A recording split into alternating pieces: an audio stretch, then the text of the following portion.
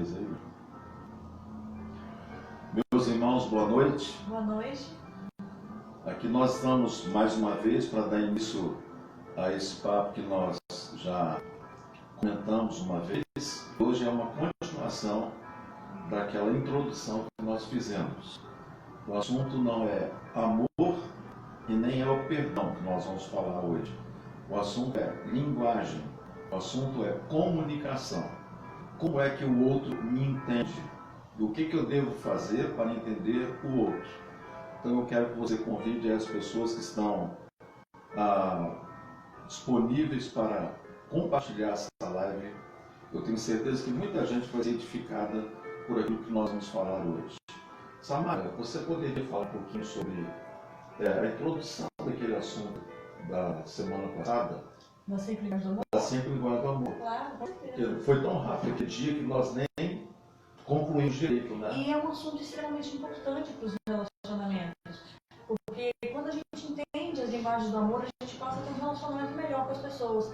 Você já viu aqueles casais que às vezes os dois se amam muito e os dois não conseguem se entender? Vivem se desentendendo, aí a esposa fala, meu marido não me ama. Ou então o marido fala, minha esposa não me ama. É o que mais tem, né? É o que mais tem. Então, às vezes, o que acontece? As pessoas têm linguagens de amor diferentes. Eu posso falar português, e outra pessoa pode falar inglês, e outra falar alemão. Se a gente não tem a mesma língua, a gente não vai conseguir se entender. E a mesma forma das linguagens do amor. Cada pessoa, ela tem uma linguagem do amor. Quer um exemplo? Um casal, por exemplo. O marido chega e dá vários presentes para a esposa. E a esposa fala, poxa, o marido nunca tem tempo para mim, ele não me ama. E é da mesma forma. O marido chega em casa e a esposa faz todo o serviço da casa, cuida de tudo, maior amor. E o marido fala, minha esposa não me ama, ela nunca reconhece aquilo que eu faço. O que está acontecendo? As linguagens do amor são diferentes. Todos nós temos um tanque emocional. O nosso tanque emocional é como se fosse um carro. O carro, ele anda com gasolina, com álcool, com diesel. Então, se você tem um tanque cheio, você anda bem. Agora, se o tanque vai esvaziando, se o tanque do carro esvaziar, você vai ter problemas. O carro pode parar. Da mesma forma no casamento e nos relacionamentos no geral. Se você está com o seu tanque de amor cheio, ok, você vai ficar bem. Mas à medida que o seu tanque de amor emocional vai esvaziando, você pode ter problemas no seu relacionamento. Você pode até pensar no divórcio, por exemplo. Então é isso que a gente não quer. A palavra de Deus diz que a gente tem que manter o amor com as pessoas. Então, para isso que vem as 5 linguagens do amor, que é de um autor de um livro, 5 linguagens do amor, de Gary Chapman, que é um psicólogo que trabalha com mais de 20 anos com aconselhamento de casais e ele criou essa teoria. Eu achei maravilhoso porque não é só o meio cristão que está usando essa literatura, principalmente no meio empresarial. Essas 5 linguagens do amor, também as 5 linguagens do perdão, têm sido usado dentro das empresas para que haja um nível melhor de comunicação entre funcionários, entre sócios e também no meio da própria parentela. Sim, verdade. A partir do momento que eu tenho uma linguagem do amor, às vezes a outra pessoa me ama da maneira dela e eu não entendo. Então eu posso ter problemas no relacionamento com pessoas próximas por causa disso. A partir do momento que eu entendo essa linguagem do amor da outra pessoa, eu passo a me relacionar melhor com ela. Porque eu entendo que ela está demonstrando amor, mas da maneira dela. E não da maneira que eu gostaria, mas é a forma dela de demonstrar amor. Com toda a tecnologia que nós temos hoje, mas a questão da comunicação é o que mais tem pego nos relacionamentos. Eu vejo isso assim, de uma maneira prática no nosso dia a dia. Você vê às vezes confusões que começam porque uma pessoa falou uma coisa e a outra entendeu outra coisa. O que faltou ali foi sintonia no que o outro expressou, né? Infelizmente isso acontece dentro dos lares, acontece dentro das empresas e acontece também dentro da igreja. E uma ferramenta que nós falamos na live anterior que tem sido importante é a ferramenta do conhecimento. Então, quando nós estudamos, quando nós pesquisamos, e não basta só você saber, você precisa colocar isso em prática. Exatamente. Porque o conhecimento sem a prática, ele não trará os resultados que nós precisamos. E sabe, pastor, uma coisa interessante? Qual é o nosso objetivo? É viver bem. Sabe, a gente viver bem com as pessoas que a gente ama, com as pessoas que a gente se relaciona, seja a família, seja no trabalho. Então, a partir do momento que você conhece, você tem esse conhecimento e você coloca em prática, você passa a se relacionar melhor com as pessoas. E você passa a ser mais feliz também. E não é só a linguagem do amor, né? A linguagem do perdão A também. linguagem do perdão. Porque todos nós cometemos erros. Eu queria só que você relembrasse para nós quais são as 5 linguagens do amor, assim, pausadamente, que é para o nosso ouvinte poder guardar e até mesmo pesquisar isso. Porque a partir da hora que você tem o conhecimento, você vai olhar para o seu querido em casa, para a sua querida, e você vai prestar mais atenção. Foi uma das coisas que nós falamos na live anterior. É interessante você observar a linguagem do amor do outro. Quando você passa a entender a linguagem do amor do outro, você vê que é nítido e você passa a se relacionar muito melhor. Então vamos lá, a primeira linguagem do amor são palavras de afirmação. Inclusive na Bíblia a gente fala que a palavra rude, a palavra branda edifica. A palavra branda acalma o furor. Isso, A exatamente. palavra dura suscita a ira. Exatamente. A própria Bíblia nos fala sobre palavras de afirmação. Uma palavra, ela pode edificar uma vida, mas ela também pode destruir. Então, as nossas palavras, elas têm que ser bênção para as pessoas. Nós temos que ter palavras que edifiquem as pessoas. Existem pessoas que são muito mais sensíveis a isso, a um elogio, a uma palavra. Existem pessoas que você fala, nossa, você fez um bom trabalho. A pessoa ganhou o dia dela. Verdade. Você está edificando a vida dessa pessoa. Sabe, você ouviu um elogio. Nossa, a comida que você fez hoje está maravilhosa. Nossa, essa camisa ficou muito bem em você. Sabe, você mostrar, você reconhecer por palavras aquilo de bom que aquela pessoa faz. Todo mundo quer ser conhecido. Né? Todo mundo quer ser conhecido. Por Mas mais modesta que a pessoa seja, todo mundo gosta de ouvir um elogio. sim, Né? o culto foi muito bom, o louvor foi muito bom, a comida foi muito boa. Assim, todas as pessoas têm algo de positivo. E a gente tem que aprender a enxergar o que tem de bom no outro. Sim. E você falou então palavras de afirmação. Palavras de afirmação. Qual é o segundo? Tempo de qualidade. Sim. O que acontece hoje? Hoje nós temos uma ferramenta incrível, que é o celular, que são as mídias sociais. Mas o celular é interessante, que ele afasta quem está perto e aproxima quem está longe. O que é tempo de qualidade? É você ter um tempo específico com a pessoa. É você dedicar um tempo de conversar, de passear, de você ter aquele momento só vocês dois. É um tempo de qualidade.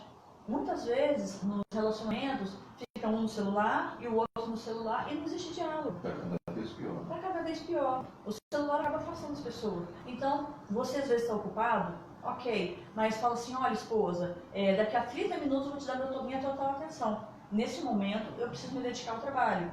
Ok, você comunica a pessoa e ela não vai se sentir esquecida. Então, ela vai ter esse tempo com você de fazer um passeio juntos. Então, é tempo de estar juntos, com qualidade. Com qualidade. Com qualidade. Não é só assistir televisão ou assistir um filme. É você ter tempo de conversar, de você ter essa união entre as pessoas. Você pode passar o dia todo com uma pessoa e estar ausente ali. Estar ausente.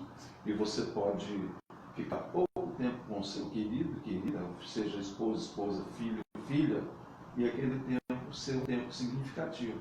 Exatamente. Um tempo que modifica o entendimento de quem é o pai, de quem é a mãe, de que o meu pai faz falta, o meu esposo faz falta. É o tempo de qualidade. É o tempo de qualidade. E a terceira, qual é? A terceira são presentes. Quem não gosta de ganhar presente, né, gente? Presente é uma coisa maravilhosa. Mas o que significa o presente? Presente é algo que você pega e fala, essa pessoa lembrou de mim. É algo que você pode falar assim, nossa, essa pessoa gosta de mim porque ela me deu um presente. Toda vez que você olha esse presente, você vai entender que aquela pessoa lembrou de você. Então é um gesto de carinho. E o presente, ele não precisa ser algo caro. Você pode chegar na rua e comprar um chocolate e chegar e entregar para sua mãe ou para o seu filho. É uma forma de você demonstrar que você lembrou daquela pessoa. Naquele momento que você estava ausente, você lembrou daquela pessoa e trouxe aquele presente. Às vezes posso ouvir uma florzinha ali, É uma pega um flor. negócio, lembrei de você. Exatamente. Às vezes não tem valor nenhum aquele objeto. Mas o simples fato de você ter levado ao me lembrei de você, isso toma uma dimensão Faz toda a diferença. imensurável. Eu tenho uma amiga muito querida que ela tem essa linguagem de amor. Em todas as vezes que ela viaja, ela sempre trazia alguma coisa, um brinquedinho para minha filha, ou sempre trazia alguma coisa. E não importa o valor, às vezes pode ser um cartão, sabe? E é questão de você lembrar. Então, depois que eu li o livro, eu aprendi isso, da linguagem do amor dela. Então, toda vez que eu viajo também, eu passei a retribuir. Eu sempre compro alguma coisa ou para ela ou para o filho, que é uma forma de retribuir essa linguagem do amor. Uma coisa que eu tenho visto, sabe o que é, Samara? É que até no dar presente você tem que saber dar. Não adianta o marido chegar para a mulher e dizer assim, ó, carro está aí para você. O saber dar também é uma arte. Então, se você não sabe como dar, você precisa pesquisar. Não é um dever de casa nosso. Como saber dar? Porque você pode dar um carro que não vai valer nada para quem recebeu, mas você pode dar uma pequena coisa, um objeto, um beijo, que vai significar algo muito mais do que material. Com certeza. Sabe aquela criança, a mãe, às vezes, o filho vai para festa de aniversário, aí aquela criança pega aquele brigadeiro, todo amassado, coloca no bolso e fala, mamãe, é para você? É a demonstração de amor que essa criança tem pela mãe, sabe? É um gesto simples, mas que demonstra, eu estive pensando em você, sabe? É algo muito, muito grandioso, assim. É grandioso, não assim, é grandioso pela linguagem, mas questão de valor não, um cartão, uma florzinha, é só o simbolismo do presente. A representatividade. A representatividade. É. E a quarta linguagem? A quarta é serviço. Tem gente que estranha, como assim serviço, né? É serviço mesmo, de você de repente lavar uma louça, de você levar o lixo para fora, de você buscar uma criança na escola. O que significa o serviço para quem tem essa linguagem? Quem tem essa linguagem entende, essa pessoa está cuidando de mim, essa pessoa se importa comigo, essa pessoa quer me ver bem, então ela está me ajudando. Então a pessoa encara, por exemplo, essa louça que lavou como uma forma de ajudar. É um favor, ela entende como um gesto de amor. Quem, às vezes, por exemplo, se eu conheço uma pessoa que tem esse gesto essa linguagem de amor-serviço, eu posso não entender todo o serviço que faz pra gente. Sim. Mas a partir do momento que eu entendo essa linguagem, eu entendo essa reciprocidade, essa satisfação nessa linguagem de amor. Eu falei uma coisa na live anterior que eu insisto em repetir. Nós precisamos prestar mais atenção nos nossos relacionamentos. Sim, claro. Porque senão o outro vai dar toda a dica, você vai viver com a pessoa 5, 10, 20, 40, 50 anos e nunca vai agradar a pessoa. Por quê? Faltou atenção. E a quinta linguagem? A quinta linguagem é o toque físico.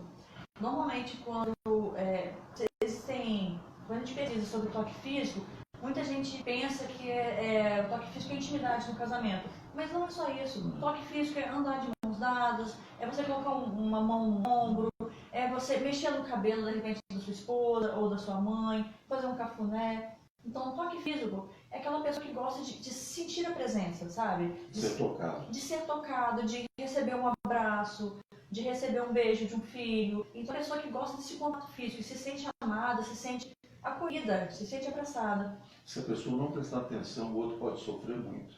Porque eu percebo que as pessoas que são sinestésicas, pessoas que gostam de abraçar, serem abraçadas, de beijar, serem beijadas, quando elas não têm a reciprocidade, elas sofrem muito. Eu conheço pessoas que até somatizam porque tem um relacionamento, às vezes, a mãe com o filho, a mãe que se dá, que abraça e beija, o filho não corresponde. Ou então a esposa que se dá, que gosta do toque físico, mas o marido é distante. Ou vice-versa. E quando isso acontece, o que a gente vê? Brechas são abertas nos relacionamentos. No relacionamento pais e filhos, uma brecha é aberta na vida dos filhos, onde o traficante vai poder chegar, onde o mau caráter vai poder chegar. É uma brecha que se criou, onde Satanás vai chegar com uma droga, com um vício qualquer, onde um casamento que às vezes era até um casamento bonito, mas por falta do marido ou da esposa ter esse cuidado de perceber o outro, vai dar uma brecha em que Satanás vai ser oportunista como e um projeto lindo de Deus vai ser destruído. Agora o assunto de hoje, Samara. Perdão, falar sobre perdão é um negócio complicado. Sim, é muito complicado. Uma das coisas que eu vejo, assim, na prática da vida da igreja, é que Às vezes você ouve assim, mas olha, fulano, você precisa perdoar. Aí a pessoa diz assim, eu não, quem tem que perdoar é Deus é quem perdoa. Né? E o que você tem para dizer sobre isso? Existem muitas pessoas que até pela própria criação, algumas pessoas entendem que pedir perdão é um sinal de fraqueza, mas não é sinal de maturidade. Porque a partir do momento que você reconhece os seus erros, você passa a ter um relacionamento melhor. E quem é que não quer ter um relacionamento melhor, né, pastor? Lógico. Quem é que não quer ser feliz com a esposa, com o irmão, com a irmã, com a tia, com o familiar? Então, a necessidade de pedir perdão é necessidade do relacionamento, você dizer que você se importa. Olha, eu errei, mas eu quero me relacionar bem com você, eu reconheço o meu erro. O que a gente pode fazer a partir de agora para a gente retomar o nosso relacionamento? Isso em qualquer momento, seja profissional, familiar, entre vizinhos, em qualquer momento. Eu tenho visto algumas coisas no que diz respeito à ausência do perdão. Primeiro, quem não perdoa carrega um fardo horrível sobre as costas. Isso. A própria ciência diz que quem tem o seu espírito amargurado não consegue liberar perdão, essa pessoa em algum momento na vida ela vai somatizar uma enfermidade. Não importa onde, mas a somatização vai trazer problema. Enquanto aquele problema não for solucionado, vai-se ter dificuldades que poderão terminar no hospital. Segunda coisa que eu vejo dentro da igreja, agora eu falo como pastor, é que as pessoas ficam esperando que o sentimento do problema que aconteceu passe para ele ou para ela perdoar. O que nós temos aprendido pela palavra? Que o perdão não poderá nunca ser baseado naquilo que eu sinto. O perdão, ele é uma decisão que eu tomo. Eu estou sentindo, mas como Jesus disse que eu preciso perdoar 7 vezes, 70 vezes 7, eu vou fazer a minha parte. Eu não quero afundar a minha vida com esse peso, com essa carga sobre mim. E quando a pessoa se acerta com a outra, parece que uma corda que prendia um ao outro é rompida. Agora, eu queria que você falasse então, quais são as 5 linguagens do perdão? Tentasse resumir isso aí, para a gente colocar isso em prática na nossa vida. Ok. O objetivo da gente pedir perdão inicialmente é a gente tentar reatar um relacionamento, porque todos nós somos humanos e todos nós cometemos falhas. Nós temos um senso do que é o certo e do que é o errado. Então, quando o nosso senso diz que a outra pessoa agiu de forma injusta com a gente, surge a mágoa, surge essa tristeza. Então, assim como existem as 5 linguagens do amor, que a gente citou agora há pouco, também existem as 5 linguagens do perdão. Assim como existe o português, o inglês e o francês, que são línguas, existem também as línguas do perdão. Então, pode ser que uma pessoa fale, nossa, me desculpa, mas eu já pedi perdão, já pedi desculpa e a pessoa não me perdoou. Então, é importante entender essas 5 linguagens do perdão para que você possa se relacionar melhor com essa pessoa. É curioso que às vezes você vê nas pessoas uma coisa que é mais comum do que se imagina. Existem pessoas que têm um arrependimento, mas não verbalizam arrependimento. Não querem, não é porque não querem dar a mão à palmatória, mas porque não foram ensinadas a verbalizar o arrependimento. E quando o arrependimento não é verbalizado, fica um suspense no ar, fica um peso no ar. Eu digo isso pelas coisas que estiver acontecendo dentro da igreja e dentro de casa. Se não houver reconciliação, não há paz. A Bíblia diz que nós, quando inimigos de Deus, nós não tínhamos paz. Mas no dia em que o Senhor entrou na nossa vida, Ele nos reconciliou com o Pai, veio paz. Por isso que Jesus é chamado o príncipe da paz. Enquanto não há reconhecimento de que preciso de um novo nascimento, de que preciso mudar de atitude, e não há uma confissão, que se com a tua boca confessares, eu não alcanço o perdão. Né? Então, a primeira linguagem... A primeira linguagem é a questão do arrependimento. Eu sinto muito. É a pessoa reconhecer, olha, eu falhei, me desculpa. Porque às vezes a pessoa tem um comportamento, por exemplo, em todos os lugares ela chega com um certo atraso. E ela não fala, me desculpa, eu errei. Não, ela não pede desculpa. Então, a primeira linguagem é pelo menos você citar, olha, eu falhei, você pode me desculpar? Essa é a primeira linguagem, é você poder destacar, você mostrar para o outro que você percebeu a sua falha e você pedir uma desculpa simples. É a mesma coisa, já é o início. Já é o início. Mas não é suficiente. Não é suficiente. É igualzinho nós orarmos assim, Senhor Deus, perdoa os meus pecados. Pecados nós teremos sempre. Mas é qual pecado? Senhor, perdoa o meu pecado, porque eu tratei mal o meu filho. Perdoe o meu pecado, porque eu deixei de fazer o bem que eu sabia que devia ter feito. Perdoe o meu pecado pela minha falta de disciplina. Perdoe o meu pecado por não ser ambicioso. O pecado tem nome. Assim como os problemas que requerem perdão também têm os seus nomes. Não adianta eu dizer para você, Samara, eu sinto muito. Aí você vai ficar olhando para mim e vai dizer assim, mas você sente muito com o quê? Em quê? Aí eu preciso dar nome aos bois. Olha, eu sinto muito porque está me pesando o coração, que ele te ofendi. Às vezes o que está me deixando pesado não foi nada para você. Mas o simples fato de eu admitir que eu errei, eu posso me surpreender assim, não teve nada daquilo, não. Mas se você quer ter paz, está perdoado.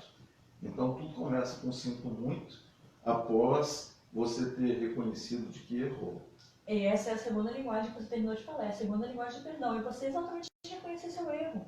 Porque você, uma falha simples, você falou uma desculpa e ok. Agora, se for uma falha um pouco mais intensa, você, é exatamente isso. Olha, eu errei, eu tive um comportamento inadequado, eu falhei. Então, é você reconhecer o seu erro. E não há nada de mal em reconhecer o erro. Você mostra maturidade quando você reconhece o seu erro. Porque você mostra que você está evoluindo como pessoa, como ser humano. Então, você reconhece o erro diante da outra pessoa. Porque o seu objetivo é pegar e melhorar o seu relacionamento. Então, você tem que destacar no que você errou. Você falar sobre isso, pedir desculpa pela pessoa e mostrar o seu erro. A ausência de perdão destrói relacionamentos. Destrói relacionamentos. E se a pessoa é daquele tipo de pessoa que não expressa o que sente, E tem muita gente. Você poderá ser surpreendido, como eu já tive aqui na igreja, falando que me é familiar. De pessoas às vezes saírem chateadas da igreja e o pastor ser o último a saber depois. Por quê? Porque aquela pessoa ela não tem essa característica de verbalizar o que a viveu. Mas sabe uma dica interessante? Muita gente às vezes tem dificuldade de verbalizar isso. É próprio da pessoa, mas existe uma técnica muito interessante que é caneta e papel. Sim. Você escreve para a pessoa, você escreve uma carta, fala, eu falei nisso, e você pede perdão falando os seus erros escrito. Porque se você não consegue falar, verbalizar, você escreve, você vai se comunicando da mesma forma. Outra coisa, Samara, eu vejo assim, que se nós não prestarmos atenção no que nos diz a palavra, nós seremos cristãos medíocres. Porque uma das características do cristão é que, assim como ele se sente perdoado, ele tem a disposição em perdoar. É muito triste você ver uma igreja com irmãos emburrados um com o outro, porque não querem admitir que erraram. Não querem dar a mão palmatória de que ofenderam. Às vezes você sabe que dentro da igreja tem pessoas que sentam à direita e à esquerda, não é só por preferência, é porque eu não tenho que virar para o irmão que está do lado e dizer o que o pastor às vezes vai mandar dizer. Então, a primeira característica é a pessoa reconhecer que errou. É a pessoa se arrepender, ela fazer um pedido de desculpas. Sim, a segunda? A segunda, ela assumir e falar, eu errei por isso, isso e isso. A primeira é só pedir desculpa, porque às vezes é uma falha leve. A segunda é ela expressar, eu errei em X, Y e Z. Você vê que as duas coisas estão dentro da parábola do filho pródigo. O filho pródigo pisou na jaca, chutou o balde, foi embora, fez um desaforo para o pai, levou o cara dele, gastou dissolutamente na hora que deu tudo contrário na vida dele. Quando ele perdeu tudo, então, lá com os corpos, ele começa a pensar, pisei na bola. Então, ele se arrepende. E além de se arrepender, ele toma uma decisão. Levantar-me-ei e irei ter com meu pai. Ele não fica só no projeto, ele vai para a ação. Ele se levanta e vai ter encontro com o pai. Da mesma maneira que o Pai o recebeu, nós teremos a surpresa agradável de ver aquelas pessoas que nós ferimos às vezes, nos acolher de uma maneira que vai nos surpreender. Nos surpreende. Porque se você tiver a disposição de quebrar o gelo, sempre você vai ver que as pessoas vão corresponder diferente ao que você está achando. Aliás, nós julgamos muito no achismo, né? Nós erramos muito por achar que o outro pensa conforme eu estou pensando. Mas se eu ouvir a palavra de Deus, o Senhor diz assim: quando tiver, enquanto for possível, tende paz com todos os homens.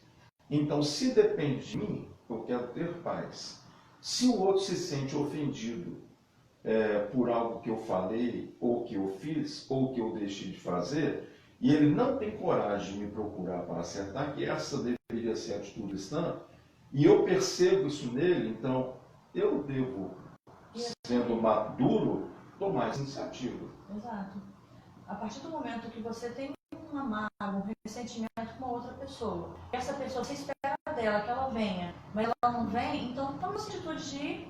O que importa é de viver em paz. Tome você a atitude de falar: olha, eu percebo que o nosso relacionamento não está muito bem, existe um problema entre a gente, eu quero conversar, eu quero resolver. Se eu errei de alguma forma, eu peço desculpa, porque às vezes a pessoa acha que o outro errou, mas às vezes ela também errou, porque todos nós somos humanos. Então é questão de você procurar essa pessoa. Agora, tem situações, eu já passei por situação assim, de você se ver num beco sem saída, de você reconhecer que fez feio, e você se pergunta assim: como eu posso resolver isso? Que é a terceira linguagem do perdão. Como eu posso resolver isso? Exato. Aí a palavra de Deus diz assim: na multidão dos conselhos, a sabedoria. Se eu não sei como fazer, eu devo procurar ajuda. Seja no líder espiritual, seja no meu pai que é mais maduro, na minha mãe que é mais madura, ou no meu irmão mais velho, ou na minha irmã mais velha. Procurar ajuda. O que não pode é levar a vida fazendo de conta que nada aconteceu. Sim, claro. E você falou na terceira linguagem, que é a questão de como eu posso corrigir isso. Porque às vezes a pessoa falha uma com a outra e acha que vai ficar por isso mesmo, mas às vezes trouxe consequências ruins para a vida da outra pessoa. Então, o que a outra pessoa espera? Poxa, não é só um pedido de desculpa, não é só você falar que errou. Você me trouxe prejuízo emocional, prejuízo físico, ou prejuízo material mesmo. Então, a pessoa espera: como eu posso corrigir isso? Você vai fazer um pedido de desculpa, perguntando como você vai fazer a reparação para aquele ato que você fez. Você precisa restituir aquela pessoa, seja por palavras ou seja financeiramente, na maneira que ela foi magoada. Os pais mais antigos, como os meus, quando os irmãos brigavam, alguns colocavam os filhos amarrados, abraçados um com o outro. Né? Fica de bem na marra, né? Fica bem na marra. Né? Agora, tem filhos que nem amarrando se perdoam. Tem irmãos que não se perdoam.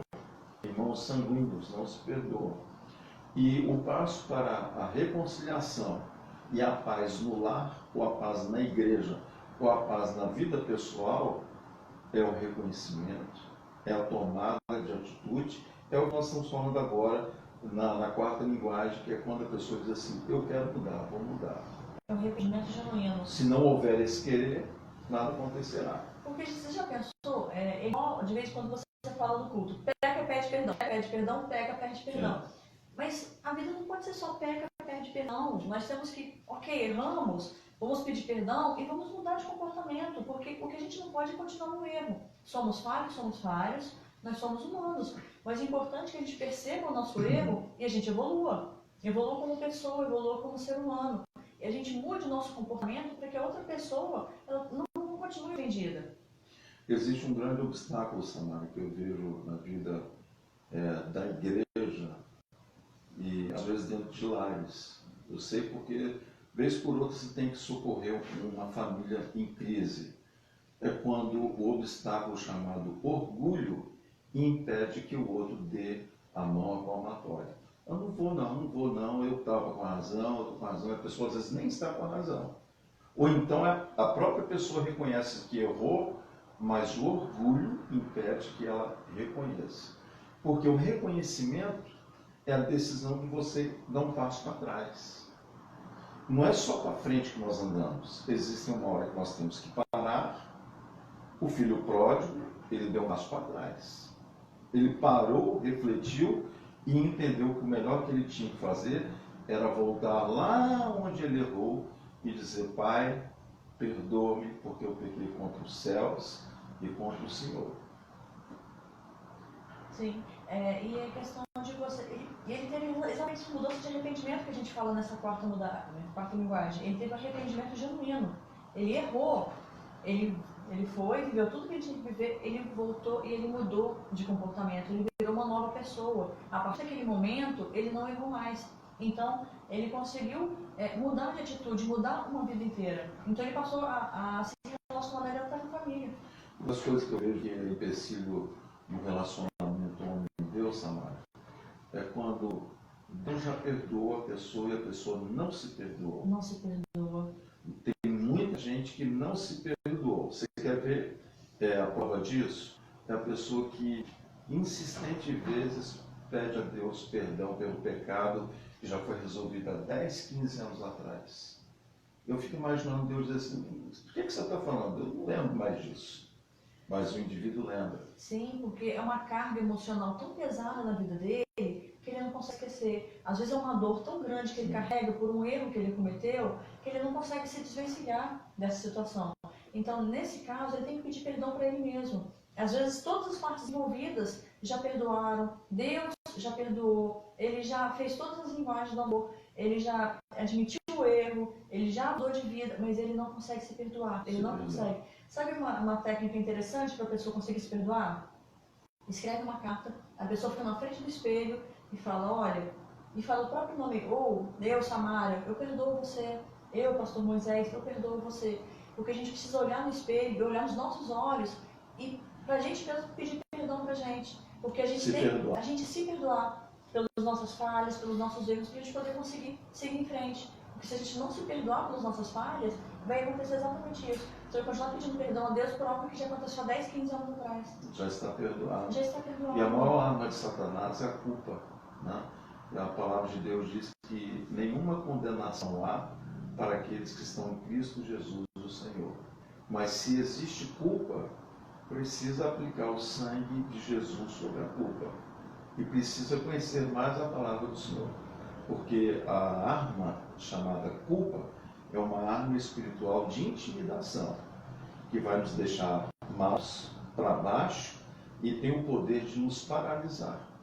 A pessoa deixa de frequentar cultos porque se sente o pior dos pecadores. Sentir-se o pior dos pecadores tem o seu lado positivo, mas tem também o seu lado negativo. O lado negativo é quando o indivíduo acha que o que lhe espera é o inferno, sendo que o inferno é uma opção de escolha. Né? Então, quanto mais dependente nós estivermos da palavra de Deus como a nossa bússola, como o nosso livro do manual do proprietário, e aplicarmos o que a palavra de Deus nos ensina, mais sucesso nós vamos ter. Essa é a mensagem que nós temos pregado aqui nos últimos meses. O segredo é o que nos diz a palavra de Deus. Então, só para a gente relembrar, eu queria que você falasse mais uma vez, para a gente fechar esse papo nosso, as 5 linguagens de amor e as 5 linguagens do perdão. Por favor. Ok. A primeira linguagem do amor são palavras de afirmação. A segunda é tempo de qualidade. A terceira são presentes. A quarta são serviços. E a quinta é toque físico. E todos nós podemos alterar isso na nossa própria personalidade. Podemos alterar. Basta haver empenho e esforço. Uma coisa interessante, pastor, que muitas vezes existem relacionamentos que já estão destruídos. Então, o que a gente faz? A partir do momento que a gente aprende a linguagem do amor e a linguagem do perdão, a gente pode restaurar esse relacionamento. Aprendendo, a partir do momento que você pode perdoar a pessoa pelo que ela te fez, ou você pedir perdão para outra pessoa pelo que ela te fez, e você aplicar as linguagens do amor para poder restaurar esse relacionamento com essa pessoa. E a linguagem do perdão? A linguagem do perdão. A primeira é você dizer sinto muito porque você vai fazer um pedido de desculpa. A segunda é você admitir o seu erro, você falar, olha, eu errei por X, Y, Z.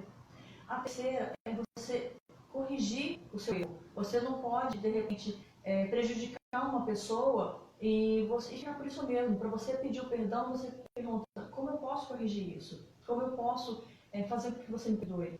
A quarta linguagem é você mudar o comportamento, mudar uma atitude. Por exemplo, o marido, de repente, que trai a esposa e a esposa decide perdoar. Esse marido nunca mais vai poder cometer o mesmo erro, porque é um arrependimento genuíno. É ele mudar de atitude, mudar de postura. Porque aí, a partir do momento que ele tem esse arrependimento, ele muda de postura. Igual o filho pródigo. Ele errou, mas ele voltou e ele continuou seguindo a vida dele, porque ele voltou para a casa do pai, se arrependeu e seguiu a vida dele. E o quinto? E a quinta? Perdoar-se. Tem o perdoar-se também, tem você pedir perdão, porque, por exemplo, o que acontece? Às vezes você pede perdão para pessoa e ela sente que não foi perdoada. Então você chega para outra pessoa e fala assim, olha, eu percebi no nosso relacionamento que você não... parece que você não me perdoa, o que eu posso fazer? Eu errei, e você pedir perdão novamente. E você se perdoar. Muito bem, mais alguma coisa para declarar? Mais uma coisa. Por exemplo, vamos supor que, a gente até chegou a conversar sobre isso. Vamos supor que a pessoa, que você está magoada com a pessoa, e ela não te pede perdão, e você vai até ela. Se na primeira vez ela não quis pedir perdão, na segunda vez ela também não quis pedir perdão, você tentou, o que você vai fazer? Você, como cristão, vai orar pela vida dessa pessoa, porque nada é melhor do que uma oração. Porque Deus move montanhas, né? Então, Deus move o coração das pessoas. Então, é você orar pela vida dessa pessoa. E a partir do momento que você tem essas linguagens, o nosso objetivo também é restaurar relacionamentos. Então, você conhecendo as linguagens do amor e as linguagens do perdão, a gente tem que tentar normalizar e restabelecer os relacionamentos que a gente tem. Seja com a família, seja no trabalho, seja na escola, na faculdade, em qualquer lugar que a gente esteja. Amém. Meus irmãos amados, nossa conversa termina hoje por aqui. Mais uma vez quero te agradecer, Tassamara, De nada, somos as ordens. de ter doado um pouco do seu tempo para nos abençoar. Amém. E nós queremos pedir a você para que você envie para nós sugestões do que você gostaria que fosse conversado em nossas lives. O pastor Rodolfo e o pastor Juliano estão preparando algumas lives. As pastoras Arilma e Juliane vão estar falando sobre crianças logo. E a sugestão que vier de você, nós faremos de tudo para poder atender a sua necessidade. Então, que Deus te abençoe e te guarde. Nós temos culto a quinta-feira, no horário das 20 horas, e você está convidado para estar conosco. Deus te abençoe.